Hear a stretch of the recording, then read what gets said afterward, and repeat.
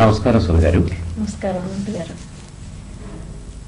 మామూలుగా సుధ గారు అనగానే డాక్టర్ పినమనేని గారి అమ్మాయి ఆ ముద్ర పడిపోతుంది. సుధ గారు అనేటువంటి మీ ముద్ర ఇంకా కొంతకాలం పడుతుంది.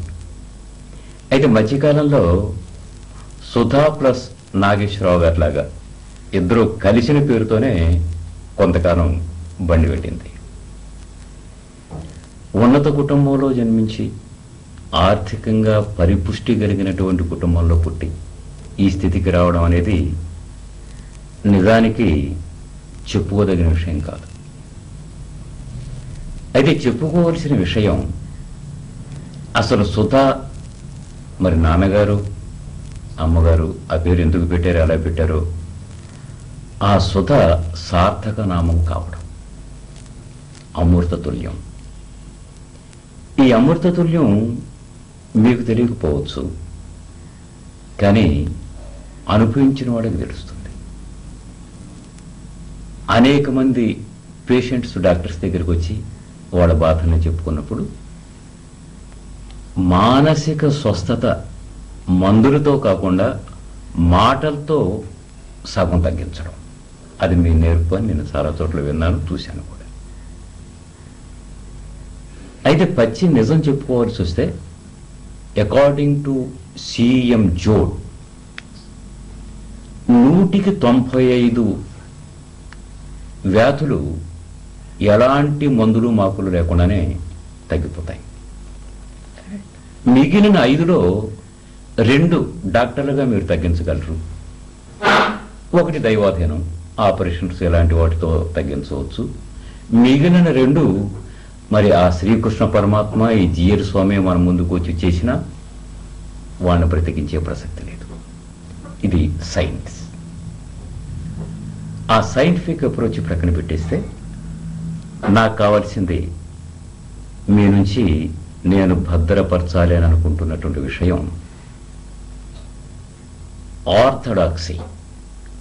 నాన్నగారి వరకు అంతకుముందు ఉన్నటువంటి ఈ వైద్య విధానంలో వచ్చినటువంటి పద్ధతులు, ఇప్పుడు నాగేశ్వరరావు గారు మీరు చేస్తున్న దాదాపు ఒక 20 సంవత్సరాలు మనం అనుకుంటే ఒక పీరియడ్గా, ఆ 20 సంవత్సరాలు మధ్య పీరియడ్గా తీసుకొని ఈ 4-5 సంవత్సరాలు దాదాపు 1990 నుంచి తర్వాత లెక్కేసుకుంటే ఈ 3వ పద్ధతి ఎలా వచ్చిందనే దాని మీద మీ అభిప్రాయాన్ని కూలంకషంగా తెలుసుకోవాలనే అభిప్రాయంతో వచ్చింది.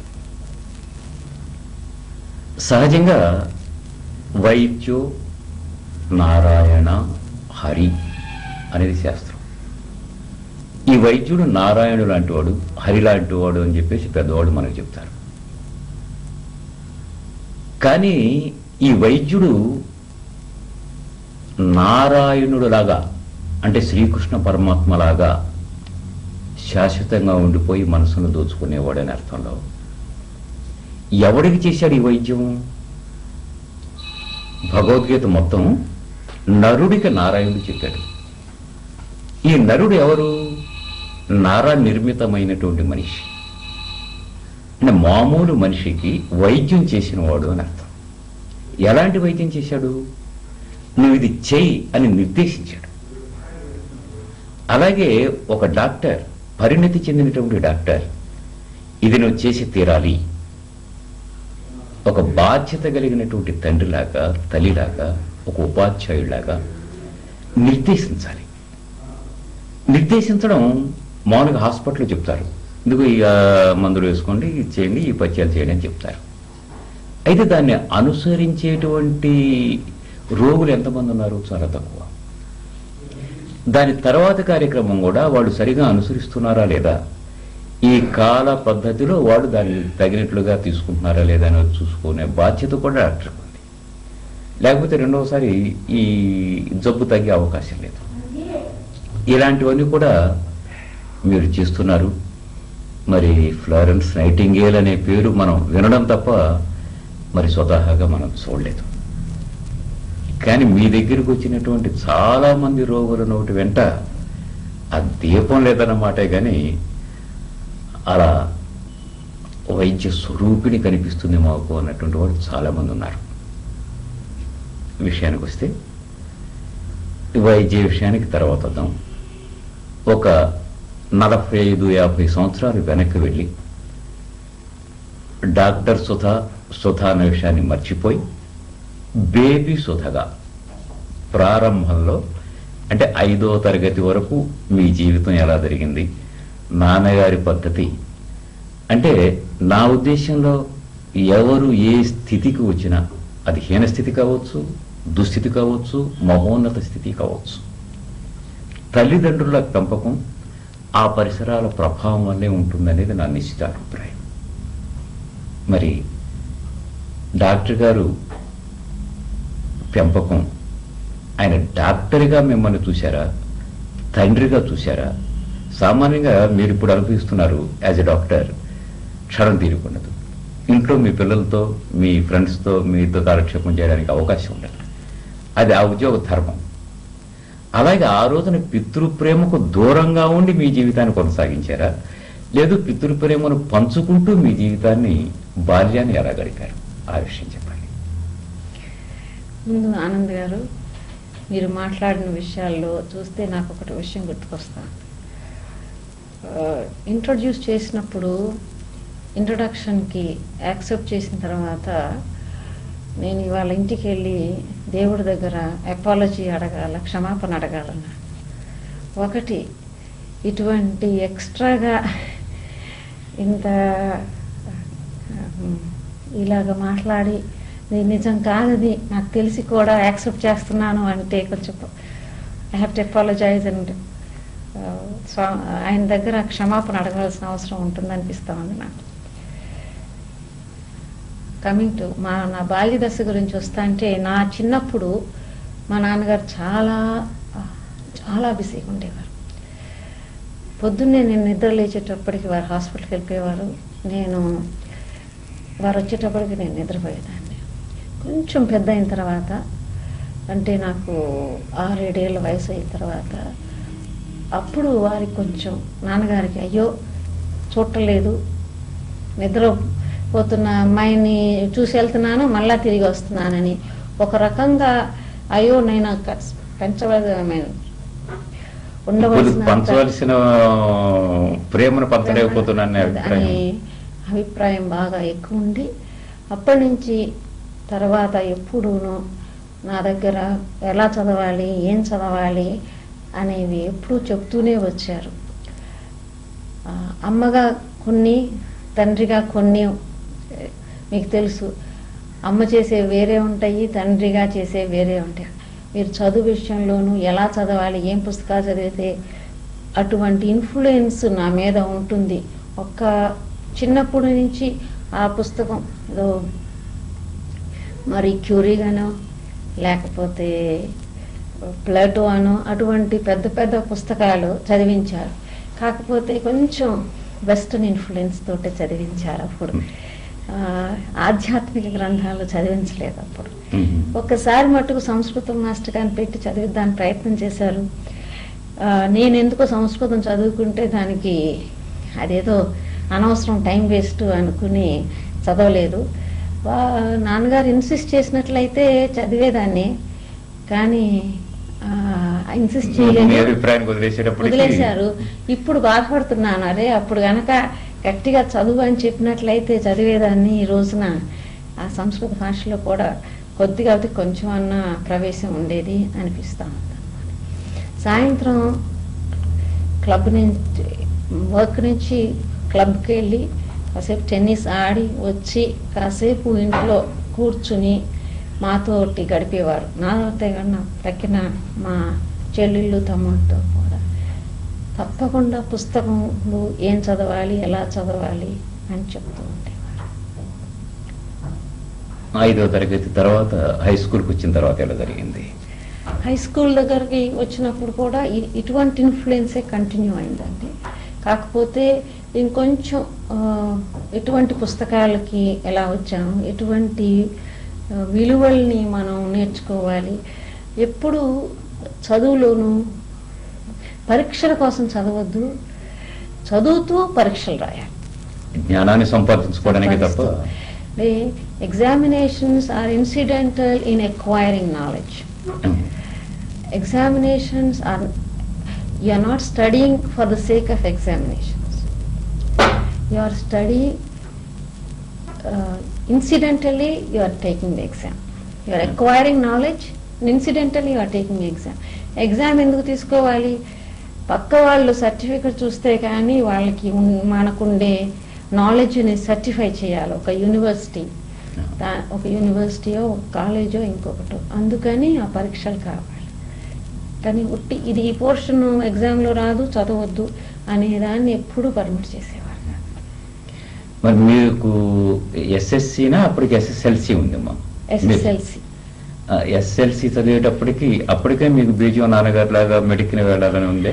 అప్పటికి ఇంకా ఎస్ఎల్సి చదివేటప్పటికి లేదండి. నేను బిషప్ అజ్రాయాలో చదువుకున్నాను. ముందు కొన్ని రోజుల్లోనూ యాట్కిన్సన్ హై స్కూల్లో విజయవాడలో ఒక 2 ఏళ్ళ నుండి అక్కడి నుంచి థర్డ్ ఫామ్ అనేవారు ఆ రోజుల్లో.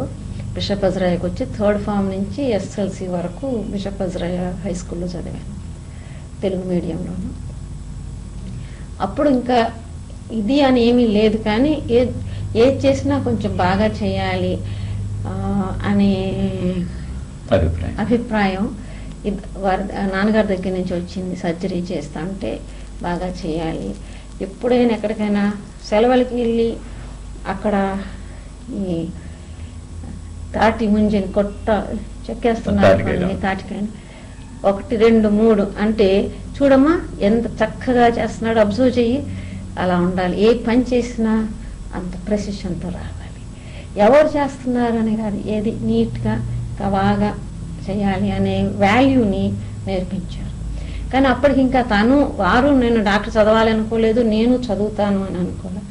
కాకపోతే ఇంటర్మీడియట్, అప్పుడు ఇంటర్మీడియట్ అని ఇంటర్మీడియట్ని నాకు స్టెల్లా మారిస్ మెడ్రాస్లో చదివించారు. అప్పుడు బయాలజీకి తీసుకున్నాను. అప్పటికి బీజం ప్రారంభమైంది. అయితే విజయవాడలో ఉన్నంత వరకు మీరు వాళ్ళ దగ్గర నుంచి ఎస్ఎల్సి వచ్చేంత వరకు కూడా అంటే మీది ఆర్థికంగా కొంచెం ఉన్న కుటుంబం కనుక, మరి స్కూల్ అనేటప్పటికీ అన్ని రకాల విద్యార్థినులు ఉంటారు కనుక వాళ్ళతో మీకు స్నేహ సంబంధాలు ఎలా ఉండేవి? నేను మరీ చిన్నప్పుడు విశాఖపట్నంలో చదువుకున్నానండి. నాన్నగారు అక్కడ చదువుకుంటున్నారు. హౌస్ సర్జన్స్ అయిపోయి ఎంఎస్ చేసిన తర్వాత అసిస్టెంట్గా వర్క్ చేస్తున్నారు. కొద్ది కాలం విశాఖపట్నంలో ఉన్నాను. నేను అసలు బిషప్ అజ్రాయా హై స్కూల్కి వచ్చినప్పుడు ఆ రోజుల్లో ఎలా ఉండేది అంటే స్కూల్లో చెప్పులు వేసుకుని వెళ్ళటానికి వీలేదు. బయట చెప్పులు వదిలేసి వెళ్ళాలి. అక్కడ యాట్కిన్సన్లో కూడా యూనిఫామ్ ఉంది. అందుకని ఒక రకంగా యూనిఫామ్లో ఒక అడ్వాంటేజ్ ఏంటంటే ఎటువంటి ఆర్థిక పరిస్థితి వాళ్ళు ఉన్నా కూడా అది కనిపించకుండా స్కూల్ వాతావరణంలో ఈక్వల్గా ఉన్నట్లుగా ఉండేది. మరి విశాఖపట్నం నుంచి విజయవాడ ఒకసారి వచ్చేటప్పటికి ఈ మాధ్యమం మారేటప్పటికి ఏమైనా డిఫికల్టీ ఫీల్ అయ్యారా? సేమ్ అట్మాస్ఫియర్ కంటిన్యూ అయిపోయింది. విశాఖలో మరీ చిన్నతనం కదండి. కొన్ని కుటుంబాల్లో కుటుంబాల్లో ఏం జరుగుతుంటుందంటే వాళ్ళు పేదవాళ్ళరా, వాళ్ళు మనకన్నా తక్కువ వాళ్ళరా, వాళ్ళు మన దగ్గరికి రానివ్వకూడదు, కొంచెం భేదభావంగా చూసే దృష్టి తల్లిదండ్రులే కల్పించడం చాలా చోట్ల మనం చూస్తున్నాం. నాన్నగారి అభిప్రాయం ఎట్లా? నాన్నగారు డాక్టర్ ఉండటం వల్ల, సర్జన్ అవటం వల్ల వైద్య వృత్తిలో ఉండేది నీనా అనేది ఒక్కసారి ఆపరేషన్ టేబుల్ మీద పడుకోబెట్టి డ్రేప్స్ అంటామండి, కలర్డ్ క్లాత్ వేసిన తర్వాత కింగ్ అయినా పాపర్ అయినా ఒకటి. ఇంకా అటువంటి భావన ఉండటంతో అటువంటిది ఎప్పుడు వాళ్ళతో కలగకూడదు వీళ్ళతో అనే భావన లేదు.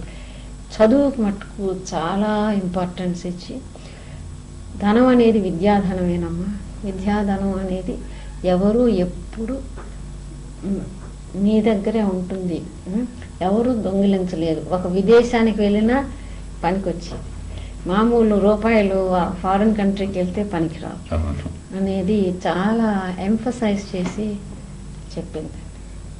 అంటే ఆర్థిక పరంగా కూడా సున్నితంగానే ఆయన చెప్పారు. నా అమ్మగారి ఇన్ఫ్లుయెన్స్ కూడా ఈ విషయంలో చాలా ఎక్కువ ఉన్నదండి, నాన్నగారితో పాటు. మదర్ ఎంతవరకు చదివారమ్మా? అమ్మగారికేమో ఆ రోజుల్లో కొంచెం ఘోష అండి, తాతగారి ఫ్యామిలీలో. అందుకని ఎక్కువ బడికి పంపించలేదు, ఇంట్లోనే చదివించారు. తాతగారికి సంస్కృతం మీద చాలా ఎక్కువ ఇంట్రెస్ట్, మక్కువ. అందుకని చదివించి చిన్న వయసులోనే పెళ్ళయింది. నన్ను అమ్మగారు గర్భిణితో ఉన్నప్పుడు రామాయణం అంతా చదివించారు అన్నమాట. అదే మరి ఇంటర్మీడియట్ అయిపోయిన తర్వాత? ఇంటర్ అయిన తర్వాత నేను గుంటూరు మెడికల్ కాలేజ్లో చేరానండి. అప్పటికి ఇంగ్లీష్ మీడియంకి వచ్చారమ్మా? ఇంటర్మీడియట్లోనే ఇంగ్లీష్ వస్తుంది అనుకుంటాను. ఇంటర్మీడియట్కి ఇంగ్లీష్ మీడియం, థర్డ్ ఫామ్ నుంచి ఎస్ఎల్సి వరకు తెలుగు మీడియం అండి. అంతవరకు ముందు వెనక ఇంగ్లీష్ మీడియం. ఇంటర్మీడియట్ నుంచి గుంటూరు మెడికల్ కాలేజ్. అప్పటికి బాగా ఇంటర్మీడియట్లో ఉన్నప్పుడు మెడిసిన్ చదవాలి అనే కోరిక బాగా వచ్చిందండి, ఆ బీజం. ఆ రోజుల్లో మాకు ఇంటర్వ్యూ ఉండేది మెడికల్ కాలేజీకి ఎంట్రన్స్. సో అడిగేవారు, ఎందుకు మెడిసిన్ చదువుదాం అనుకుంటున్నావు అని, ఏ కారణం వలన అని. అంటే ఈ ప్రొఫెషన్లో సర్వ్ చేసేదానికి సొసైటీకి ఎక్కువ అవకాశం ఉంటుంది అనే ఉద్దేశంతో చేరామండి. మనస్ఫూర్తిగా అటువంటి ఉద్దేశం ఉంది. అటువంటిది ఉండటం వల్లనేమో అటువంటి దానికి ఎంకరేజ్ చేసి అటువంటి ఐడియాస్ ఉండే భర్త కూడా ఉండటంతో తిరిగి మేము అమెరికా నుంచి రాగలిగాం. అంకిత భావంగా చేయడానికి ఆస్కారం. అయితే అప్పట్లో ఇప్పుడు జరుగుతున్నట్లుగా ర్యాగింగ్ ఎక్కువగా మెడికల్ కాలేజెస్లోనే ఎక్కువ జరుగుతున్నాయి కదా, మీరు చేరిన మొదట్లో ఇలాంటి అవరోధాలు ఏమైనా? ర్యాగింగ్ ఉందండి, కానీ ఇంత నీచ స్థితిలో లేదు. ఏంటంటే సరదాగా కాస్త కొంచెం ఏదో టీస్ చేస్తున్నట్లు ఉన్నప్పటికీ కూడా అది సరదాగా కాస్త తక్కిన సీనియర్స్ తోటి కూడా మనం కలిసేటట్లుగా ఉండాలనే కానీ వాళ్ళు కలుపుకోవడానికి చేసే పద్ధతులు తప్ప వేరేగా హింసించడం, వాళ్ళని బాధ పెట్టడం అట్లాంటిది లేదు. మరి ఇక్కడ కాలేజీ అయిపోగానే హౌస్ సర్జన్ చేసేటప్పుడు కొన్ని ప్రత్యేక పరిస్థితులు ఉంటాయి కదా, ఆ పరిస్థితుల్లో మీరు ఎలా సంవత్సరం గడిపారు? నేను మా టైంలోనండి 4.5 సంవత్సరాలు మెడిసిన్, సంవత్సరంన్నరేమో హౌస్ సర్జన్సీ. అనుకోకుండా మరి ఆ కష్టపడటం అనేది నేర్పించడం వల్ల కానీ నేను బెస్ట్ అవుట్ గోయింగ్ స్టూడెంట్గా గ్రాడ్యుయేట్ అయ్యానండి గుంటూరు మెడికల్ కాలేజ్ నుంచి. అంటే 4.5 ఇయర్స్లో అన్నిట్లో క్యాలిక్యులేట్ చేస్తే మ్యాక్సిమం మార్క్స్ వచ్చిన వాళ్ళని బెస్ట్ అవుట్ గోయింగ్ అంటారు అన్నమాట. యూనివర్సిటీ మార్క్స్ ప్రతి సంవత్సరం యాడ్ చేసిందండి. అంటే ఫస్ట్కి సెకండ్కి పెద్ద తేడా ఏమి ఉండదు, కానీ ఫస్ట్ అంటే ఏదో మెడల్ ఇస్తారు, సెకండ్ అంటే ఉండదు, అంతే. అంతకంటే వేరే తేడా ఏమి ఉండదండి.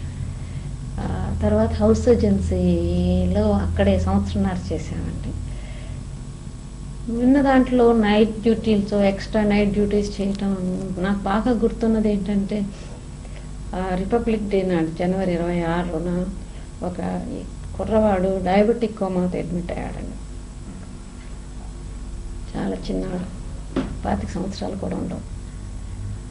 స్పెషల్గా నైట్ డ్యూటీ నన్ను చేయమన్నారు డాక్టర్ గారు. ఆ రోజుల్లో బ్లడ్ టెస్ట్లు కూడా ఇలాగా బ్లడ్ షుగర్ టెస్ట్ చేసేదానికి కూడా అవకాశం లేదు. రిపీటెడ్గా యూరిన్ చేయటం, అప్పుడప్పుడు బ్లడ్ టెస్ట్ చేయటం చేస్తే అంతా చేశాం, కానీ అన్ఫార్చునేట్గా పేషెంట్ బతకలేదు.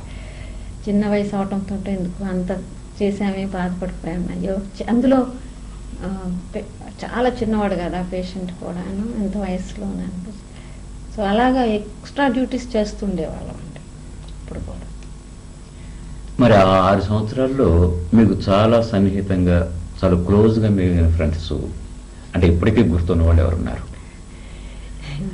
చాలా డియర్ ఫ్రెండ్ అండి, డాక్టర్ అమ్మని అని. మేమిద్దరం ఆగస్ట్ 1న మెడికల్ కాలేజీ హాస్టల్లో చేరాము.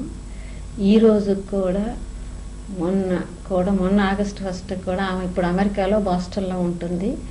మొన్న కూడా ఆగస్ట్ 1కి మాట్లాడాము. ఇప్పుడు ఈనాటికి కూడా అనుబంధం అలాగే ఉంది. ఇన్ని డెకేడ్స్ తర్వాత నేను ఇప్పుడు అమెరికాకి వెళ్ళిన అక్కడే ఉంటాను, తను వస్తే కూడా ఉంటుంది. ఎప్పుడు నెలకు ఒక్కసారి కనీసం ఫోన్లో మాట్లాడతాం. ఆమెమో ఇప్పుడు ఎనస్థీసియా కదా. బేబీ కుమారి అయిపోయిన తర్వాత ఈ వైద్య వృత్తిలో పట్టా చేతికి వచ్చిన తర్వాత మీ వైద్య వృత్తి ఎలా ప్రారంభమైంది? హౌస్ ఏజెన్సీ అయిపోయిన తర్వాత అప్పుడు నా వివాహం అయిందండి. హౌస్ ఏజెన్సీ అవుతూ ఉండే టైంలో చివరిలో. అయితే మరి నాగేశ్వరరావు గారితో పరిచయం ఎట్లా ఏర్పడింది? ఆయన కూడా స్టూడెంట్, మీ కొలీగ్గా? నాగేశ్వరరావు గారిని మ్యారేజ్ అయినప్పుడు ఆ తెర తీసినప్పుడు చూశానండి. ఆహాహా. అయితే నాగేశ్వరరావుతో మొదటి పరిచయం తాళి కట్టిన తర్వాతే? అంటే జీలకర్ర బెల్లం అప్పుడు అసలు ముహూర్తం అదే కదా. అది ఆ టైంలో. కాకపోతే నాన్నగారు చెప్పారు, ఇట్లాగా చదువుతున్నాడు అబ్బాయి, ఎంఎస్ చదువుతున్నారు అప్పుడు అన్నారు. నాకు ఎప్పుడు మనిషి చూస్తే మనకి ఏం తెలుస్తుంది, ఎక్స్టర్నల్ అపియరెన్స్ తప్ప అనే భావన అంత అప్పుడు ఉంది, ఇప్పుడు ఉంది. అక్కడ నుంచి పోస్ట్ గ్రాడ్యుయేషన్. అంటే నాన్నగారు కుటుంబం తెలిసి చేసుకున్నారా, నాగేశ్వరరావు గారు ఎంఎస్ చేశారు కనుక చేసుకున్నారా? నాగేశ్వరరావు కుటుంబం, వారి కజిన్ కృష్ణయ్య గారు తెనాలి ఉన్నారండి. వారు నాన్నగారికి బాగా పరిచయం. అట్లాగా ఎట్లా ఉన్నారని తెలిసి కుర్రవాడిని కనుక్కుని తర్వాత. అంటే మీ మామగారు కూడా, నాగేశ్వరరావు గారి ఫాదర్ కూడా డాక్టర్ అండి? నాగేశ్వరరావు ఫాదర్ లేరండి అప్పటికే.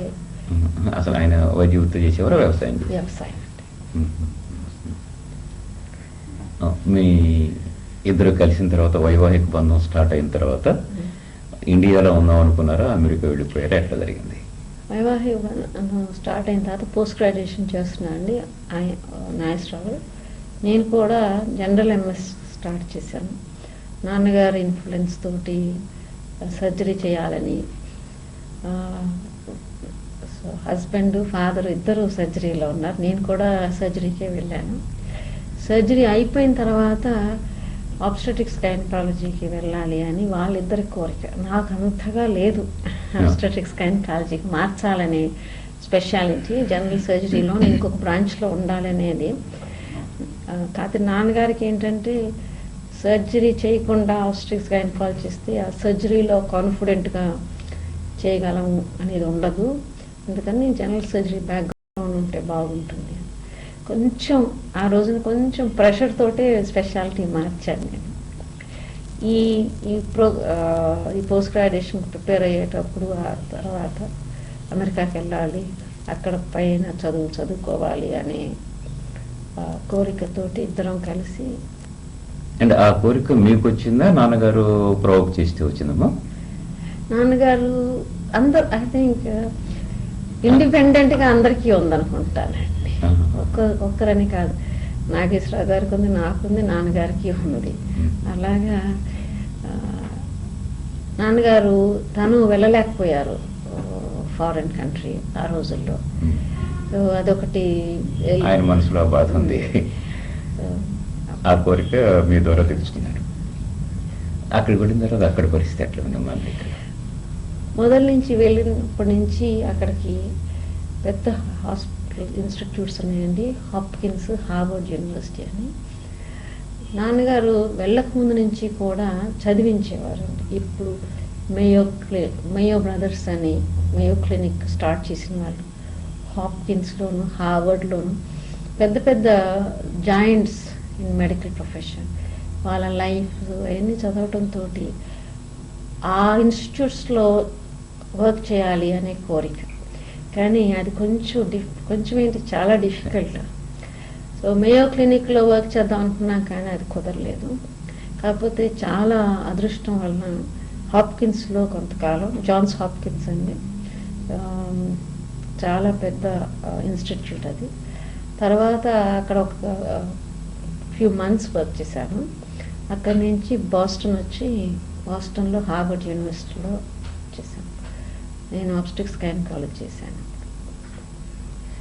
అయితే అక్కడికి వెళ్ళిన తర్వాత మీరు మొట్టమొదటి ఆపరేషన్ కేసు మీరు ఇండివిజువల్గా టేకప్ చేసింది ఏమిటి? అంటే దీంట్లో నా భావం, ఇక్కడ హౌస్ సర్జరీ చేసేంత వరకు కూడా గ్రూప్గా చూశారు, ఆ తర్వాత 2-3 అసిస్టెంట్స్తో మీరు చేశారు. ఇండివిజువల్గా ఫస్ట్ టైం మీరు చేసినటువంటి మీ ఫస్ట్ ఎక్స్పీరియన్స్? అక్కడ ఫస్ట్ టైం అంటే కంప్లీట్గా న్యూగా వెళ్ళలేదు కానీ ఫస్ట్ కేసుగా చేసింది. ఎందుకంటే కొంత ఇక్కడ ఎక్స్పీరియన్స్ ఉంది కదండి, అంటే ఎంబీబీఎస్ అవగానే వెళ్ళలేదు కాబట్టి పోస్ట్ గ్రాడ్యుయేషన్ చేసి వెళ్ళాం కాబట్టి ఒక 13 ఏళ్ల వయసు గల అమ్మాయికి సిజేరియన్ చేశాను. 13-year-old 13 అంత చిన్న అమ్మాయి. కాకపోతే అక్కడ కాబట్టి అండి వాళ్ళు కూడా 5'4" హైట్. అంత చూసేదానికి అంత చిన్నగా అనిపించదు, కానీ తెలిసింది సిజేరియన్ చేశాను. కాకపోతే ఆ అమ్మాయే చిన్నపిల్ల, ఆ అమ్మాయికి ఒక బిడ్డ అనిపించింది.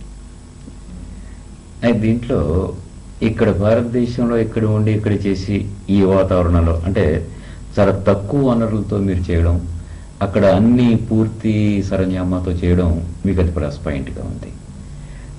ఆ టైంలో మీకు మానసికంగా ఎలా ఉంది? అంటే స్థితి, భారతదేశపు స్థితి అవతల పాశ్చాత్య స్థితి, మనం ఎప్పటికైనా ఆ స్థితికి పెరగలం అనేది మొదటిసారి మీకు ఏదైనా అభిప్రాయం వచ్చిందా? అంటే ఎప్పుడు వెళ్ళిన రోజు దగ్గర నుంచి అక్కడ ఉండిపోవాలి అని ఎప్పుడు అనిపించలేదండి. మీరు అడిగిందని ఎప్పుడైనా మన దేశం ఇట్లా పెరగగలిగితే ఇటువంటి ఆపర్చునిటీసు, ఈ ఫెసిలిటీసు పేషెంట్స్కి ఇవ్వగలిగినాడు. డాక్టర్స్కి, పేషెంట్కి, డాక్టర్కి ఇస్తున్నామంటే పేషెంట్కి ఇచ్చినట్లే వస్తే బాగున్ను అనే అదే. కానీ ఎప్పుడు I wish India had this kind of facilities అనిపించినాయి. కానీ I wish I was born in America, I wish I could stay back in America అని ఎప్పుడు అనిపించలేదు. భారత్ అయితే అక్కడికి వెళ్ళిన తర్వాత కూడా స్థిరంగానే ఉండిపోయింది. అయితే మీకు బీజం ఏర్పడడం, ఇవాళ ఈ క్లినిక్ పెట్టడానికి కూడా బీజం అదే అయి ఉంది. మరి ఇక్కడికి వచ్చిన తర్వాత అక్కడ మీరు సంపాదించిన డబ్బుతోనే ఈ క్లినిక్ ఏర్పాట్లు చేశారా? అప్పటికే నాన్నగారు ఇక్కడ ఈ క్లినిక్ ఏర్పాట్లు చేసి ఉంచారా? అంటే మేము తిరిగి అక్కడ 10 ఏళ్ళు ఉన్న తర్వాత తిరిగి వస్తామని చెప్తే ఎవరూ నమ్మలేదు. అమెరికాకు వెళ్ళి తర్వాత తిరిగి వద్దాము అనుకునే ఆస్పెక్ట్లో ఎప్పుడు అందరు అట్లాగే చెప్తారు. మేము ఎందుకు తిరిగి వద్దాం అనుకున్నాం అంటే 250 రూపాయలు పెట్టి మా కాలేజీ ఫీజు అండి, ఓన్లీ 250 రూపీస్. అంటే మెరిట్ స్టూడెంట్స్గా వచ్చిందనుకోండి, స్టిల్ చాలా సబ్సిడైజ్డ్ గవర్నమెంట్. మాకు అందుకని అనిపించింది తిరిగి మనం ఇండియాకి వచ్చి, మన భారతదేశానికి వచ్చి మనకి చేతనైంది చేయాలి అనే ప్రగాఢ వాంఛ అనొచ్చు, అంత స్ట్రాంగ్ డిజైర్ ఉందన్నమాట. అందుకని తిరిగి వచ్చేటప్పుడు కూడా మన దగ్గర పెరిగిన చోట, మేము పెరిగిన చోటకి రావాలని అనుకున్నాం. లేకపోతే ఢిల్లీలోనూ, బాంబేలోనూ, పెద్ద సిటీస్లో, మెడ్రాసు, హైదరాబాద్ కాకుండా విజయవాడ ఈ ఏరియాలో పెరిగాం కాబట్టి ఇక్కడికి వచ్చి ఇట్లా చేయాలి అనుకో. ఇది నాన్నగారికి ఎక్స్ప్రెస్ చేసిన తర్వాత, అప్పుడు వస్తామని తెలిసిన తర్వాత స్టార్ట్ చేశాం. ఈ స్టార్ట్ చేయడం, ఆలోచన రావడం ఒక ఇదైతే, దాన్ని ఆచరణలో పెట్టడం రెండవ భారం. దానికి కావాల్సిన థియేటర్ కట్టించడం ఇవన్నీ కూడా చాలా వ్యయంతో, ఖర్చుతో కూనే వ్యవహారాలు కదా. ఇవన్నీ నాగేశ్వరరావు గారు, నాన్నగారే చేసుకున్నారా? మీ ప్రోత్బలం కూడా ఏమైనా ఉందా ఫిజికల్లీ? ఇది కన్స్ట్రక్షన్ దీంతో మీ బ్రెయిన్ కూడా వర్క్ చేశారా? నాన్నగారు, నాగేశ్వరరావు గారు చేసింది. నేను అంటే ఇప్పుడు ఒక్కో డాక్టరు ఒక్కో పద్ధతిలో దాన్ని మోల్డ్ చేసుకోవాలని అనుకుంటారు కదా. ఆ చేసుకోవడంలో మీరు ఇలాంటి స్వప్నంగా, అంటే ఇవాళ ఏదైతే మీరు అనుభవిస్తున్నారో దీన్ని ఊహించుకునేది యాజ్ ఇట్ ఈజ్గా మీరు ఇంప్లిమెంట్ చేశారా, లేకపోతే వారి భావాలకు అనుగుణంగా వారు పెట్టుకుంటే దాంట్లో మీరు వర్క్ చేస్తున్నారు? ఈ విషయంలో కొంచెం both of us fortunately were thinking alike. కానీ అందుకని అట్లా ఒక రకమైన ఆలోచన ఉండటం వల్ల కలిసి చేయగలిగాం అన్నమాట. ఇద్దరిలో ఒకరు ఉండిపోదాం, ఒకరు వద్దాం అనుకుని, లేకపోతే నాకు ఒకటి కావాలి, ఇంకొకటి కావాలని కాంప్రమైజ్ అవ్వకుండా ఇద్దరం రావాలని, చేయాలని. దానికి నాన్నగారు ఇక్కడ ఉండగా మేము రాకముందే బిల్డింగ్ కట్టించాం. మేము వస్తాము అని చెప్పిన తర్వాత అంటే రాగానే టైం వేస్ట్ కాకుండా స్టార్ట్ చేయడానికి అవకాశం వచ్చింది. అయితే అప్పటికి ఇది ఈ పద్ధతిలో ఉన్నటువంటి హాస్పిటల్స్లో ఇదే మొదలు అనుకుంటారు కదా మా విజయవాడలో. అప్పుడు యాజ్ ఎ డాక్టర్స్ మీరిద్దరూ చేస్తున్నారు, ఇంకా మీకు హెల్పింగ్గా ఇంకెవరైనా డాక్టర్స్ కూడా పెట్టుకున్నారమ్మా? అప్పుడు ఉన్నారండి. అంటే ఇప్పుడున్నంత మందికి లేరు, కానీ అప్పుడు వేరే ఇంకొక డాక్టర్ గారు ఉండేవారు, డాక్టర్ విజయ్ కుమార్ గారు ఉన్నారు. తర్వాత అంటే ఎప్పుడు నేను ఒక్కదాన్ని లేనండి, ఎప్పుడు ఇంకొక డాక్టర్ గారు ఉండేవారు ఆబ్స్టెట్రిక్స్ గైనకాలజీలో. ఇప్పుడు తర్వాత ఎంబీబీఎస్ డాక్టర్ అని, తర్వాత వచ్చే ఎండి అని, అంటే మెడిసిన్కి ఇనీషియల్ పీరియడ్లో ఇంతవరకే ఉన్నాం. తర్వాత పీడియాట్రిషియన్ వచ్చారండి. అయితే ప్రథమంగా ఇది ప్రారంభించడం, ఈ పద్ధతిలో రావడం అనేది ప్రజల్లో రెస్పాన్స్ ఎట్లా ఉంది? ఏదైనా ఒక కొత్త ప్రక్రియ చేసినప్పుడు వాళ్ళు అలవాటు కావడం కొంత టైం పడుతుంది. ఇవాళ చెప్పగానే వెంటనే ఆచరణకు రాదు కదా. వాళ్ళని అలవాటు చేయడానికి ఏ పద్ధతిలో అలవాటు చేశారు వాళ్ళని? ఎందుకంటే అంతవరకు ఊరికి అక్కడికి వెళ్ళడం, చేయించుకోవడం, ఏదో నాటు వైద్యులాగా చేసుకోవడం, ఏదో ఒక ఎంఎస్ ఎండి ఉన్నా కానీ ఏదో ఒక చీటీ తీసుకుని వెళ్ళడం, ఏదో ఒక పద్ధతి ప్రకారం వెళ్ళడం, అట్లా జరిగిపోతూ ఉన్నటువంటి అట్మాస్ఫియర్ని ఒకసారి కంప్లీట్గా అన్నీ ఇక్కడే వచ్చిన తర్వాత మళ్ళీ స్వస్థత చేకూర్చుకుని వెళ్ళడం వరకే పని. ఇవన్నీ చేయడానికి వాళ్ళు మానసికంగా చేసుకోవాలి, ఆర్థికంగా సంతృప్తి పట్టి రావాలి. అలా మీకు ఎంతకాలం పట్టింది ప్రజల్లో ఈ విషయాన్ని రూపుదిద్దడానికి? వచ్చిట రాగానే చార్ట్ రికార్డ్ మెయింటెనెన్స్ వచ్చిందండి. అక్కడ రికార్డ్ మెయింటెనెన్స్ అనేది అలవాటైంది. సో ఇక్కడ అది ఇంప్లిమెంట్ చేయాలంటే మొదట్లో కొంచెం కష్టమైంది. ఎందుకంటే చీటీ రాసేసి ఇచ్చేసేయటం, మళ్ళీ ఉదయం పుచ్చుకురావడం, లేకపోతే మర్చిపోయి ఉండటం, మళ్ళీ ఏంటమ్మా నీ వాదన మళ్ళీ మొదలు పెట్టడం, అటువంటిదంతా ఉండేది. అప్పటి నుంచి ఇదిగోండమ్మా ఇలా ఉంటుంది, మళ్ళీ మా ఫైల్లో ఇలా ఉంటుంది, మళ్ళీ మీరు వచ్చినప్పుడు మేము చూపిస్తాము అని. అంటే కొంచెం అలవాటు కాకపోవడంతో వాళ్ళకి ఇది ఒక పెద్ద ప్రొసీజర్ అనిపించేది. కానీ ఎంత టైం పట్టింది అంటే నేను కరెక్ట్గా సుమారుగా 1-2 years పట్టి ఉంటుంది. మరి ఇంత అందంగా తీర్చిదిద్దినటువంటి మీ ఊహ నిజమైంది. అయిన తర్వాత దాని మీద ఫర్దర్ డెవలప్మెంట్ ఏమిటి తీసుకున్నారు? మెడిసిన్ అయిపోయింది, దాంట్లో మీరు తృప్తి చెందారు.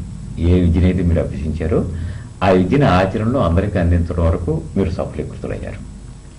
అయిన తర్వాత ఇప్పుడు కూడా ఎప్పుడు ప్రగతిని ఇంకో స్టెప్ ఎక్కడం కోసమే మనసు తాపత్రయపడుతుంది. దాని తర్వాత స్టెప్ ఏం తీసుకున్నారు? మేము ఇందాక చెప్పుకున్నట్లుగానండి,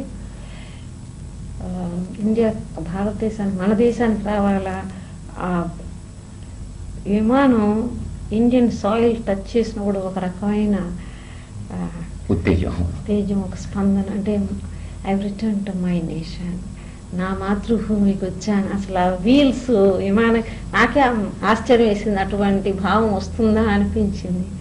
కానీ వచ్చింది. అది ఒక దశాబ్దం అయిన తర్వాత వచ్చేటప్పటికి వచ్చింది. మేము నేర్చుకున్న విద్యని ఈ ఏరియాలో మనకి చేతనైనంత వరకు ఇవ్వాలి, మన పక్క ఉండే వైద్యం ఇవ్వాలి అనే కోరికతో వచ్చాము. కానీ the good Lord said, you have left the mighty dollar, but the Almighty said, I will give you some entrance into that field. So we left the mighty dollar, but the Almighty gave us more than that.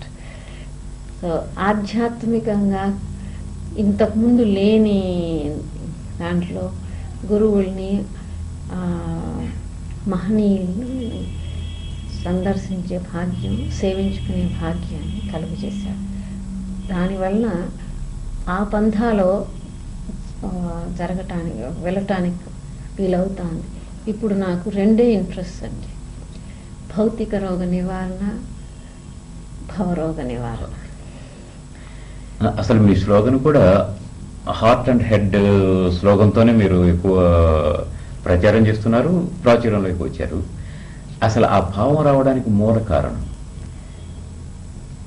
దానికి inspiration ఎవరు? Head and హార్ట్తో treat చేయటం అనేది Mayo brothers ఉండేవారండి. వారు చాలా, Mayo clinic నేను వెళ్ళలేకపోయాను, నాకు అక్కడ అవకాశం రాలేదు, ఎందుకంటే చాలా ప్రెస్టీజియస్ సెటప్.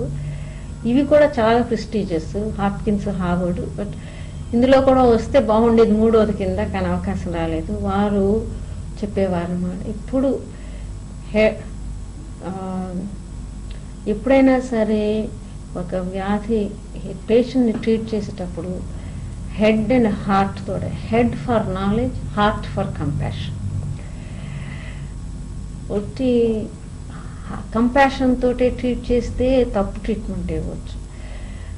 హెడ్ తోటే ట్రీట్ చేస్తే ఒక ఇన్స్ట్రుమెంట్కి, ఒక ఎయిర్ కండిషనర్కో, ఒక రిఫ్రిజిరేటర్కో, లేకపోతే ఒక కారుకో ట్రీట్మెంట్ ఇచ్చిన వాళ్ళం అవుతాం. కానీ ఒక మానవత విలువలు తెలుసుకుని వాళ్ళలో ఉండే మానసిక స్థితిని తెలుసుకుని ట్రీట్మెంట్ ఇచ్చిన వాళ్ళం అవ్వం. అందుకని హెడ్ అండ్ హార్ట్ తోటి ట్రీట్మెంట్ ఇవ్వాలి అనేది అక్కడ నేర్చుకున్నాను. అది ఎక్కువ నేను అక్కడికి వెళ్ళకముందు ఈ భావన నేను తెలియదు నాకు.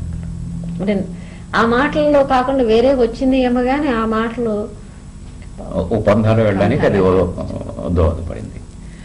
అయితే మరి మీ ఆశయాన్ని సూటిగా నిర్దిష్టంగా అర్థం చేసుకున్నటువంటి రోగులు ఎక్కువ మంది ఉన్నారా, దానికి సహకరించిన రోగులు? ఎందుకంటే ఒక బాణీకి ఒక పద్ధతికి అలవాటు పడిపోయి ఇవాళ అంటే మీరు అమెరికా వెళ్ళి అక్కడ ఉన్న 10 సంవత్సరాల్లో ఇక్కడ భారతదేశంలో జరిగినటువంటి పరిణామం వేరు. అప్పుడు ఏ రోజునైతే మీరు హౌస్ సర్జరీ చేసి అక్కడికి వెళ్ళిపోయారో అప్పటికున్నటువంటి పరిస్థితిని మీరు వచ్చిన ఈ 10 సంవత్సరాల్లోపు చాలా మార్పులు జరిగాయి. ఈ జరగడంలో కూడా ఈ రోజు కూడా ఒక పద్ధతికి అలవాటు పడిపోయాడు.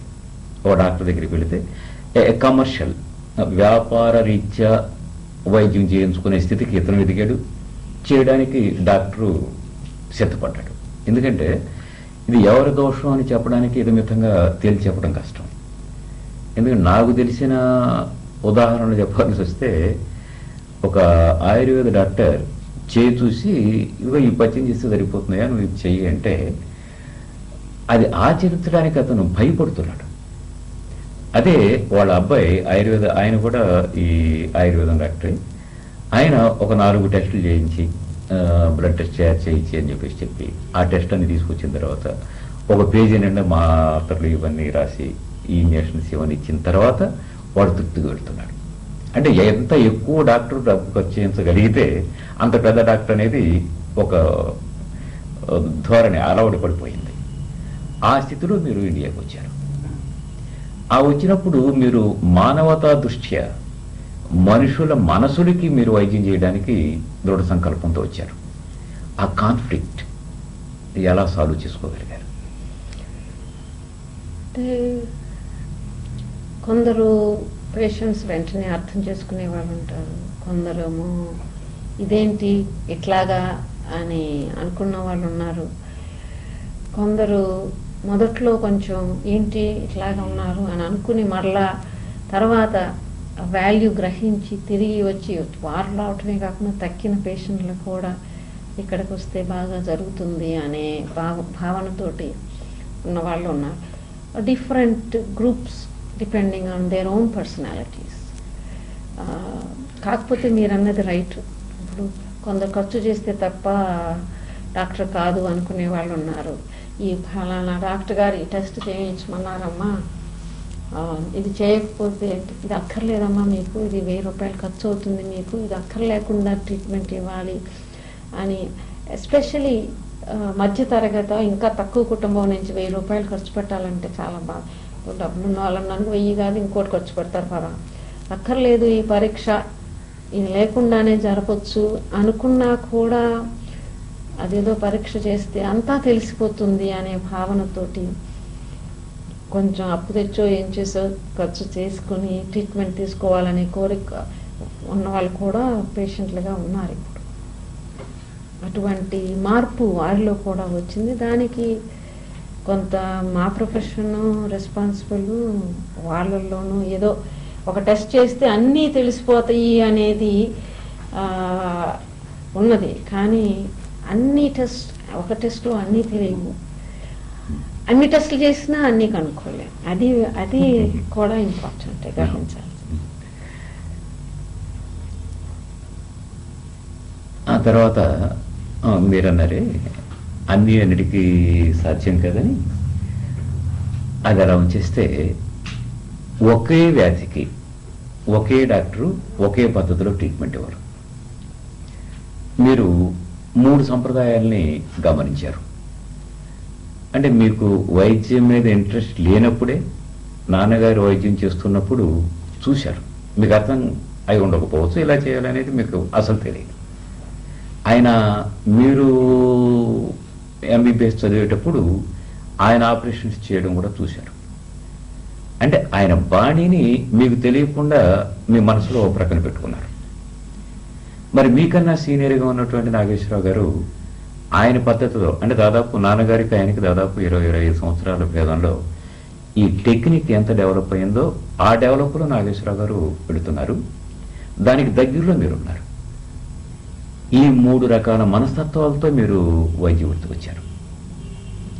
ఈ మూడిట్లో టెక్నికల్గా ఇవాళ సాంకేతిక పరిజ్ఞానమే వైద్యాన్ని దాదాపు 80% నిర్వర్తిస్తున్నటువంటి రోజుల్లో ఈ డాక్టర్స్ యొక్క మస్తిష్కం ఏమైపోయింది? ఒక చేయి పట్టుకుని గుండె చూసి చెప్పవలసినటువంటి డాక్టర్ 6 సంవత్సరాలు దాని మీద నిరంతరంగా శ్రమించినటువంటి మనిషి ఒక యంత్రానికి మీరు 10 రూపాయల్లో ఒక తలనొప్పి తగ్గించడానికి 250-300 రూపాయలు ఒట్టి టెస్ట్లకి మీరు ఖర్చు చేస్తున్నారు. మీరంటే not as Sudha, any doctor. ఇవాళ 100కి 90 మంది దీని మీద ఆధారపడి ఉన్నారు. మరి ప్రజల్లో ఉన్నటువంటి అభిప్రాయం కూడా ఇవాళ టెస్ట్ లేదు ఒక స్కానింగ్ 1200 రూపాయల వరకు స్కానింగ్ చేయిస్తే 400 రూపాయలు డాక్టర్ గారికి వెళ్ళిపోతుంది, 400 రూపాయలు వాడికి వెళుతుంది, 400 దీనికి వెళుతుంది అనేది లెక్కలు కట్టుకుని మరీ చేస్తున్నారు. ఈ స్థితి ఇంత దిగజారినప్పుడు మరి మానవతా దృష్టితో అంకిత భావంతో చేస్తున్నటువంటి మీలాంటి వాళ్ళకి ఆ ఒరవడి ఎలా అభ్యంతరకరంగా ఉంటుంది? నిజంగా సిన్సియర్గా చేద్దాం అని అనుకుంటున్న వాళ్ళకి ఆ వచ్చిన వాడు అవగాహన చేసుకోలేకపోతున్నాడు. సుధగారి దగ్గరికి వెళితే నాకు స్కానింగ్ లేకుండా చేస్తానంటుంది, మరి ఈవిడ నన్ను చంపేస్తుందో బ్రతికిస్తుందో తెలియదు అన్నటువంటి సందిగ్ధం అతను నిలిచిపోతుంది. అవతల 100కి 90 మంది చేస్తున్నారు కనుక ఈ 10 మంది నిజాయితీ పరులకి ఇది అవరోధంగా ఉందనేది నా భావం. వీళ్ళు మానసికంగా ఎలాంటి క్లేశాన్ని అనుభవిస్తున్నారు? పేషెంట్లు కొందరు అర్థం చేసుకుంటారండి. ఇప్పుడు ఈ టెస్ట్ అవసరమా అవసరం లేదా అనేది, అంటే అన్నిసార్లు చెప్పగలం.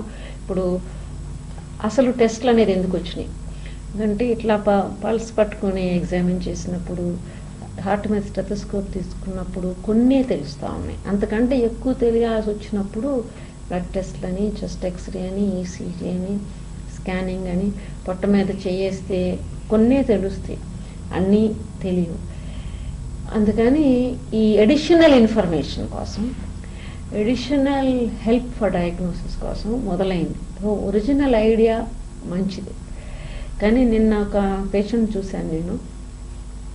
కంప్లైంట్ ఇచ్చాను, బ్లీడింగ్ ఎక్కువ అవుతుంది అని ఆవిడ చెప్తే మెన్సెస్ అప్పుడు పరీక్ష అనేది చేయకుండా స్కానింగ్ పంపించేశారు. అదే జస్ట్ పొట్ట మీద చేస్తే ఇంత పెద్ద గాయ ఉంది అని తెలిసిపోయేది. ఇప్పుడు అది తెలిసిన తర్వాత అయినా కూడా పంపిస్తామా స్కానింగ్కి అనేది వేరే విషయం. కానీ ఇది బేసిక్ ఎగ్జామినేషన్, ఫిజికల్ ఎగ్జామ్ అనేది నీడ్ ఉంది. సో అది అక్కడ మా ప్రొఫెషన్ కొంచెం వెనకపడతా ఉంది. అంటే ఇన్ ద సెన్స్ అదే జోక్గా చెప్తాం, స్కానింగ్ ఉంది, సిటీ ఉంది, ల్యాబ్ టెస్ట్లు ఉన్నాయి, ఎక్స్రే ఉన్నాయి, అన్నీ చూసిన తర్వాత I guess now we have to go and see the patient. I don't think we should reach that stage. Patient చూసి తర్వాత ఇన్ అడిషనల్ ఇన్ఫర్మేషన్ కోసం, అంటే ఒక పేషెంట్ చూడాలి, పేషెంట్ చూసిన తర్వాత ఒకసారి స్కాన్ చేయొచ్చు, స్కాన్లు అన్నీ తెలియకపోవచ్చు, ఎక్స్రే చేయొచ్చు, ఎక్స్రేలు అన్నీ తెలియకపోవచ్చు, సిటీ స్కాన్ చేయొచ్చు, అది తెలియకపోవచ్చు, ఓపెన్ చేసిన తర్వాత తెలియచ్చు, ఓపెన్ చేసి ఆపరేషన్ చేసినా తెలియకపోవచ్చు, పెథాలజిస్ట్ చెప్పచ్చు. అవన్నీ ఎక్కువగా కాంప్లికేటెడ్ కేసెస్కి వస్తాయి. బట్ యావరేజ్గా ఉండేటప్పుడు కొన్నిటికి మామూలుగా చేసేయవచ్చు. అయితే బేసిక్ థింగ్స్ ఈ రోజున ఏమైందంటే ఏదైనా మిస్ అయిపోతామేమో, మిస్ అయితే పేషెంట్ ఎక్కడ ఫలానా మీరు చేయలేదండి, మీరు ఈ టెస్ట్ చేయలేదు అందుకని మీరు మిస్ అయ్యారు అని పేషెంట్ అంటారేమోనని కొన్నిసార్లు మనసులో అనిపించకపోయినా చేసేటప్పుడు కూడా ఉన్నది. కానీ ఆ division, splitting of the fees is unfortunate. అది అది పర్మిటెడ్ కాదు. ఆ స్ప్లిట్టింగ్ ఆఫ్ ద ఫీజ్లో ఎక్కడో మనం ఇన్వెస్టిగేషన్స్ లిబరల్ చేసేస్తాం. ఒక ఇన్సెంటివ్ ఉంది అన్ఫార్చునేట్గా. అందులో నాకు ఒక ఇది ఉన్నాను, కానీ అక్కర్లేకుండా చేస్తామేమో తెలియకుండానే. కానీ అన్నిటికంటే ముందు నేను అమెరికా నుంచి వచ్చినప్పటికీ ఇప్పటికీ నాలో ఉండే, నేను పర్సనల్గా ఉండే భావనలో చాలా అదృష్టం. అంత మంచి సెటప్లో ట్రైన్ అవటం వలన ఎన్నో ఎక్స్పీరియన్స్ ఎక్కువ రావడానికి అవకాశం వచ్చింది. ఎన్నో మా టీచర్స్ చాలా నేర్పించారు నాకు.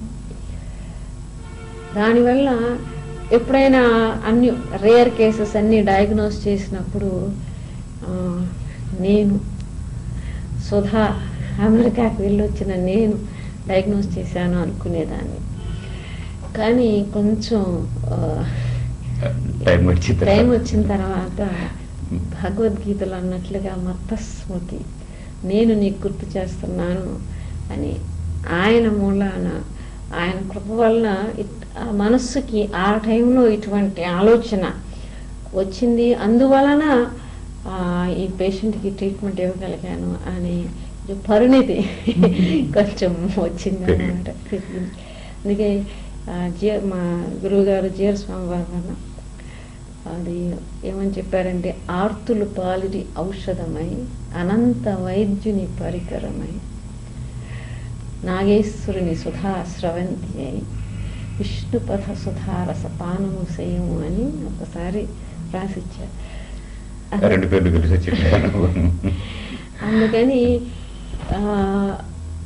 హాస్పిటల్ దగ్గరికి వెళ్తున్నప్పుడు ఆర్తుల పాలిటి ఔషధమై అనంత వైద్యుని పరికరమై, ఆపరేట్ చేసేటప్పుడు ఒక ఇన్స్ట్రుమెంట్ని హ్యాండిల్ చేస్తున్నాం, ఒట్టి చేతులతో చేయలేం.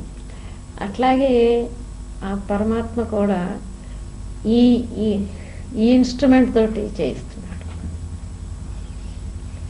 అయితే మీరు మొదటే చెప్పినట్లుగా ఈ పాశ్చాత్య సంస్కృతి ప్రభావం మీలో మొదటి నుంచి ఉంది. దాదాపు 10 సంవత్సరాలు అక్కడే పెరిగి అక్కడే పనులు చేయడం వల్ల అది ఇంకా పెరిగింది. ఇది మతపరంగా కూడా మీ మనసులో ఏమైనా ముద్ర వేసిందా? అంటే క్రిస్టియానిటీ దీని మీద ఇన్ఫ్లుయెన్స్ కావడానికి ఏమైనా దోహదపడిందా? నేను చదివినంత మెడికల్ కాలేజీకి వెళ్ళేంత వరకు క్రిస్టియన్ స్కూల్స్లోనండి. నేను ఫస్ట్ మత ప్రవక్తను చూసింది కూడా రోమ్లో పోపునండి, పెద్దలు.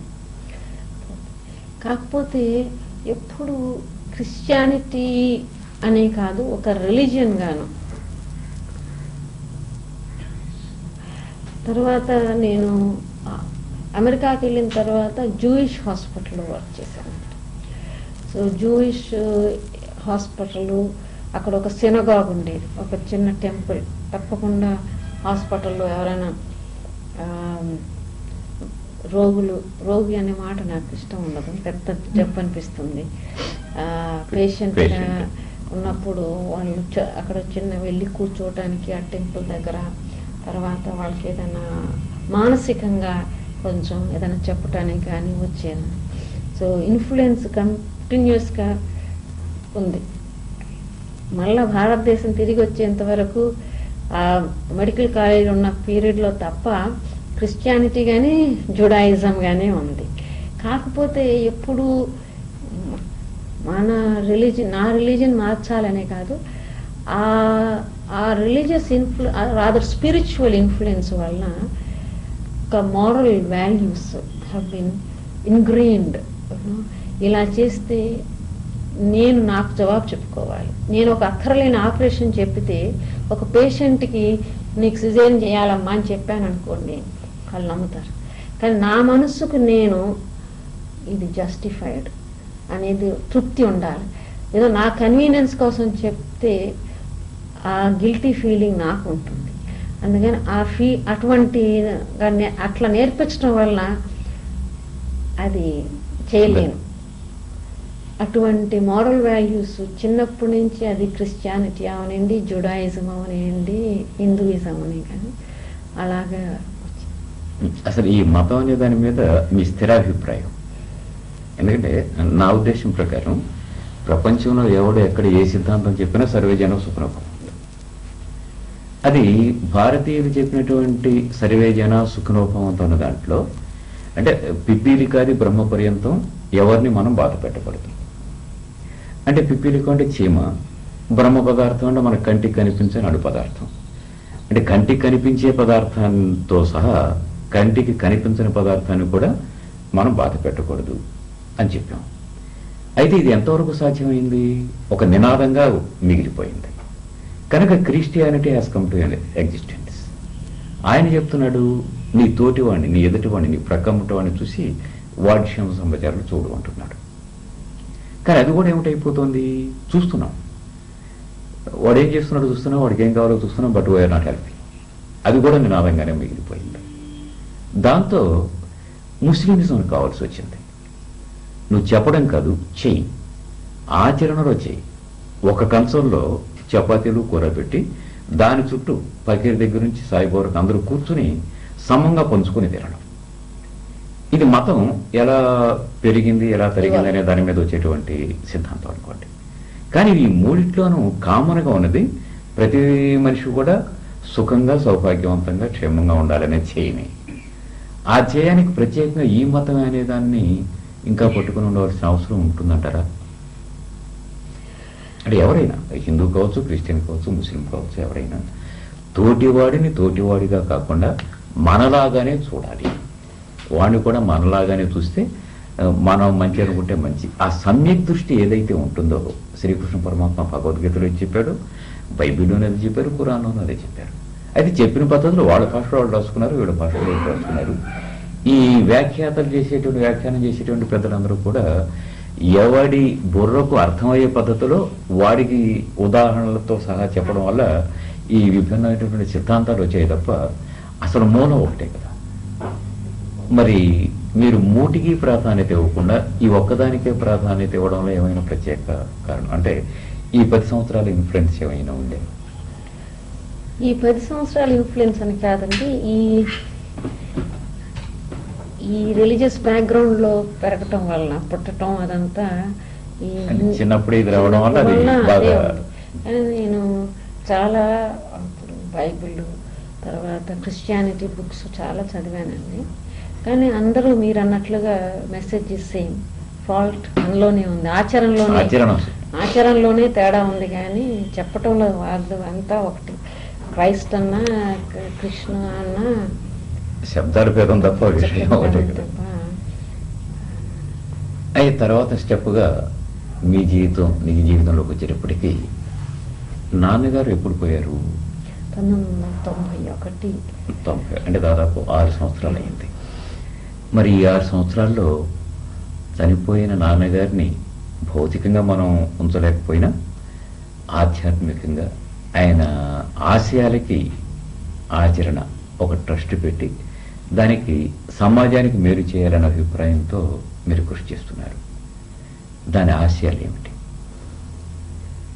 మీరు అది ప్రారంభించడంలో ఏ అభిప్రాయంతో? ఒకటి నాన్నగారి పేరుని స్థిరంగా ఉంచడం వరకేనా, లేదు ఆ పేరుతో 10 మందికి మంచి ఏమైనా చేయాలనే అభిప్రాయం ఏమైనా ఉందా? లేదా ఎవరినో ఒక విజ్ఞానం పిలిపించి ఊరికి ₹1,00,000 ఇవ్వడం, ఆయన ఏదో 1 గంట సేపు లెక్చర్ ఇవ్వడం అనే దానికే పరిమితం అయినట్లుగా నాకు అనిపిస్తుంది చూస్తుంటే బయట. కానీ ఇంకా లోతుకు వెళ్ళి ఇంకా దీన్ని మించి ఇంకేమైనా చేయాలనే అభిప్రాయం ఉందా? ఇది వన్ ఆఫ్ ది ఫౌండేషన్స్ అండి. మా నాన్నగారి పేరు మీద పెట్టిన దానికి లేకుండానే ఆల్రెడీ హాస్పిటల్ ట్రస్ట్గా ఉంటుంది. అందుకని 40% ఫ్రీగా ట్రీట్ చేస్తామండి. కంప్లీట్గా ట్రీట్మెంట్స్ ఫ్రీగా ఉంటుంది. అవుట్ పేషెంట్లో ట్యూస్డేస్ అండ్ సాటర్డేస్ మధ్యాహ్నం 2 నుంచి మొదలవుతుంది. ఎంతమంది వస్తే అంతమందిని, మీకు వైట్ కార్డ్ ఉందా ఏముందా అని అడగకుండా వాళ్ళని తీసుకుని వాళ్ళని తీసుకుని ఆ టైం లిమిట్లో తీసుకుని మళ్ళీ వాళ్ళని ఫాలో అప్, వాళ్ళకి డెలివరీస్ కానీ వాళ్ళకి ఆపరేషన్లు కానీ ఫ్రీగా చేస్తారండి. అండ్ కాంప్లికేటెడ్ కేసెస్ కూడా చూస్తాం వాళ్ళలో. ఇంకా కాంప్లికేటెడ్ అయితే ఇంకా ఎక్కువగా చూస్తాం, ఎందుకంటే నార్మల్ డెలివరీ అయితే ఎవరైనా చేస్తారేమో అనే ఒక ఉండొచ్చు వాళ్ళకి మాకు కూడాను. కాంప్లికేటెడ్ అయితే మటుకు తప్పకుండా ఇంత టీమ్గా ఉండి అవకాశం ఎక్కువ ఉంది హ్యాండిల్ చేయడానికి అనే ఉద్దేశంతో ఎప్పటి నుంచో ఉందండి. తర్వాత నాన్నగారి పేరు అంటే ఇక్కడ ఇప్పుడు వరలక్ష్మి నగర్ అని అక్కడ చాలా మందికి ఒక ఏరియా అంతా డొనేట్ చేశారండి. అక్కడ అది మున్సిపాలిటీకి అప్పచెప్పేసేసి దానికి వరలక్ష్మి నగర్ అని పెట్టి అక్కడ లోవర్ ఇన్కమ్ గ్రూప్ వాళ్ళు హౌసెస్ అది ఉన్నాయండి. అంటే వరలక్ష్మి పేరు పెట్టడం వల్ల వరలక్ష్మి అమ్మగారి పేరు మా చెల్లి అండి. వరలక్ష్మి తను 18 years అప్పుడు హార్ట్ డిజీజ్ తోటి షీ డైడ్. అందుకని ఆవిడ పేరు. తర్వాత ఇప్పుడు ఆ హౌస్ కన్స్ట్రక్షన్స్ అంతా కార్పొరేషన్ వాళ్ళు ఇచ్చారమ్మా, మీరు డాక్టర్ గారు చేసి? హౌస్ కన్స్ట్రక్షన్స్ వాళ్ళు చేసుకున్నారండి. ప్లేస్ మాత్రం ప్లేస్ మట్టుకు ఇచ్చాము. చాలా ఇప్పుడు ఇక్కడ కార్డియాలజీ డాక్టర్ రమేష్ గారు ఉంచడం దాని పక్కనే ఇప్పుడు ప్రైమ్ ప్రాపర్టీ. అలాగే యూరాలజీలోను ఫౌండేషన్ ఉందండి, చాలా research is going on. Plus watch foundation అని విమెన్ అండ్ చైల్డ్ హెల్త్ అని ఉన్నాయి. అవి నెంబర్ ఆఫ్ విలేజెస్కి వెళ్ళి వాళ్ళలో ఇమ్యునైజేషన్స్, తర్వాత క్యాట్రాక్ట్ ఆపరేషన్స్, వాళ్ళని తీసుకొస్తే మళ్ళీ ఇక్కడ తీసుకొచ్చి హాస్పిటల్ తీసుకొచ్చి క్యాట్రాక్ట్ ఆపరేషన్ చేయటం అది ఉంది. ఇప్పుడు పిన్నమనేని అండ్ సీతాదేవి ఫౌండేషన్ ప్రస్తుతానికి అవార్డు కిందే ఉంది, కానీ కొంత money has been earmarked స్కూల్స్లో పర్టికులర్గా బాగా పర్ఫార్మెన్స్ చేసిన వాళ్ళకి ఇన్సెంటివ్ కింద కంటిన్యూ చేయడానికి అటువంటి మంచి పనిని money has been earmarked, అది కంటిన్యూ చేద్దామని. చదివే జ్ఞానం ఉండి చదువుకునే ఆర్థిక స్తోమత లేని వాడికి అలా అని అది కానీ, లేకపోతే స్కూల్స్ కానీ, ఇప్పుడు స్కూల్స్ కూడా వాళ్ళకి కావాల్సిన పరికరాలు కానీ వాటిని ఇవ్వటానికి కానీ అక్కడ కొంచెం ఫండ్స్ కొంచెం కలెక్ట్ చేయాలండి. ఇంకా మనము ఇంకొంచెం ఫండ్స్ పెరిగిన తర్వాత ఇవి కూడా యాడ్ ఆన్ చేద్దామని. సో లక్ష్యం ఇది ఒక్కటే కాదు, బట్ ప్రస్తుతం అది ఉంది మెయిన్గాను. తక్కినవి కూడా ఉన్నాయి, ఎందుకంటే ఇవన్నీ కవర్ అవుతా ఉన్నాయి. కాకపోతే పబ్లిసిటీ వైజ్ అది ఒక ఫంక్షన్గా రావడంతో ఎక్కువ కనిపిస్తూ ఉంది. బట్ ఇవన్నీనేమో డే టు డే జరిగేవి, అందులో ఫోకస్ కావట్లేదు. అసలు నా ఏమైతేనండి అది చిరకాల వాంఛగానే మిగిలిపోతుందేమో. మేయో బ్రదర్స్ అన్నా అండి, whoever hangs their hat should be treated in this hospital అన్నారు ఆయన. అదే కోరిక ఉంది, కానీ అంత ఫైనాన్షియల్ స్టేటస్ లేదు, అందరికీ ఫ్రీ ట్రీట్మెంట్ ఇవ్వగలిగింది. సో అది కోరికగానే మిగిలిపోతుందేమో, కానీ కోరికగా మిగిలే అవకాశం లేదు. ఏదైతే ఆచరణలో పెట్టడానికి ఏదైతే మంచి ఆలోచన వచ్చిందో దానికి భగవంతుడు ఎప్పుడు కూడా భిన్నంగా వ్యవహరించడు. మనకి కావాల్సింది ఏంటంటే ఆత్మస్థైర్యం. ఇది చేయగలము అన్న నమ్మకంతో దృఢ దీక్షతో చేస్తున్నామంటే అది తప్పకుండా భగవంతుడు మనతో చేయిస్తాడు. సో ఇది అక్యూట్ కేసెస్ స్టాండింగ్ ఇన్స్ట్రక్షన్స్ అండి.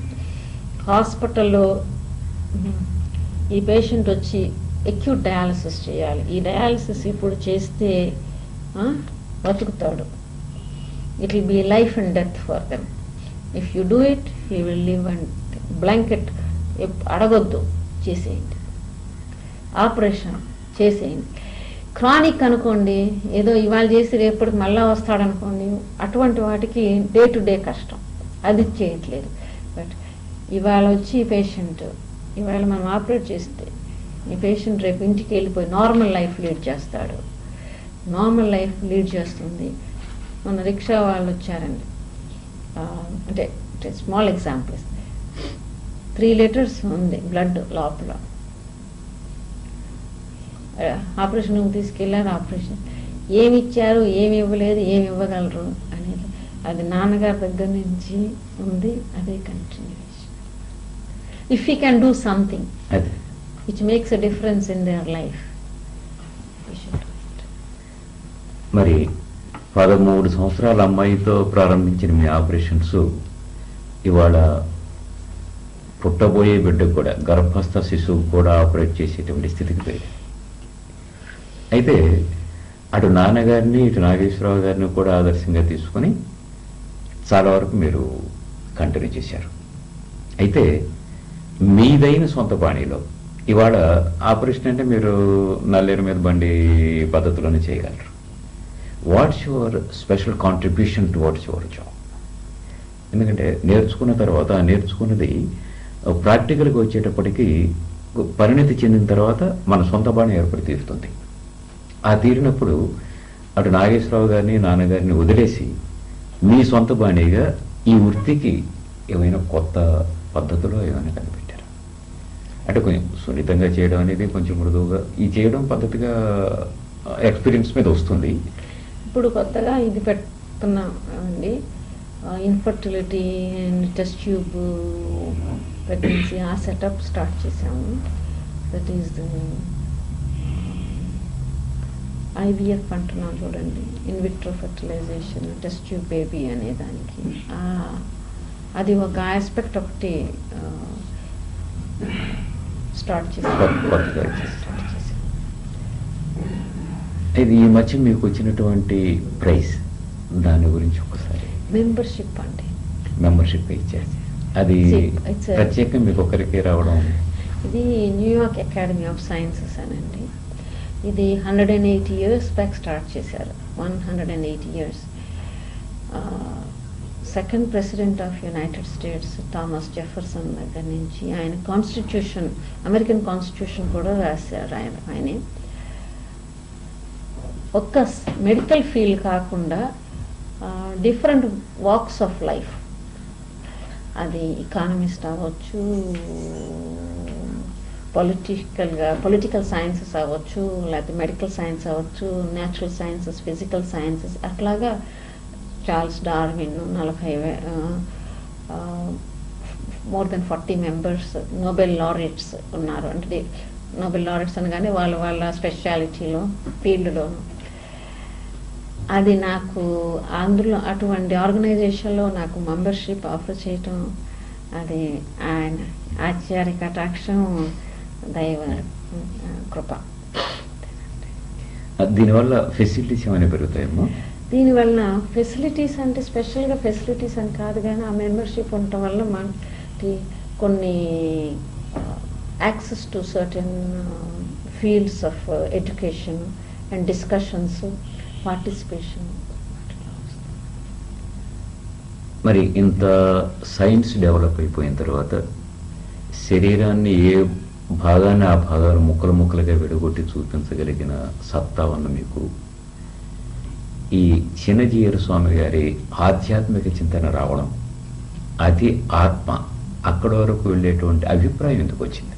అంటే అక్కడికి చేరడం అనేది ఒక జన్మలో జరిగే విషయం కాదు, కానీ అసలు ఆ ఆలోచన రావడం, ప్రారంభ దశకు వస్తే ఒక్కో మెట్టు ఎక్కుంటూ వెళ్ళిపోతాం. అసలు మీకు ఆలోచన ఎందుకు వచ్చింది, ఎలా వచ్చింది? అసలు